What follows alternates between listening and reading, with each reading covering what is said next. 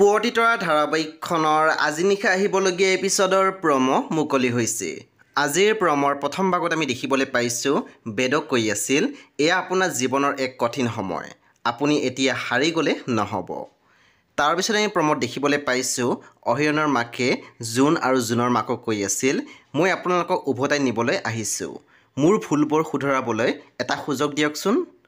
তাৰপিছত আমি প্ৰমোদ দেখিবলৈ পাইছোঁ অহিৰণৰ বাইদেৱে কৈ আছিল, মায়ে যেনিবা তোক অকণমান বেছিকৈ গুৰুত্ব দিলে বুলি তই নাভাবিবি তই জিকি গলি বুলি। তাৰপিছত আমি প্ৰমোদ দেখিবলৈ পাইছোঁ নিভানে কৈ আছিল, আপুনি ইমান দিনে লুকাই ৰখা কথাবোৰ এতিয়া লাহে লাহে নিউজত বাজিবলৈ আৰম্ভ কৰিছে, মুঠতে সকলোতে কেৱল আপোনালোকৰ ঘৰৰ চৰ্চাই হ'ব।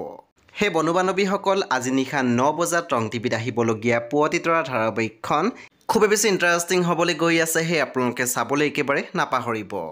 পৰৱৰ্তী আপডেটৰ বাবে আপোনালোকে মোৰ চেনেলটো ছাবস্ক্ৰাইব কৰি কাষত থকা বেল আইকন টিপি দিবলৈ একেবাৰে নাপাহৰিব। আৰু প্লিজ আপোনালোকে মোৰ ভিডিঅ' এটা লাইক কৰি দিব।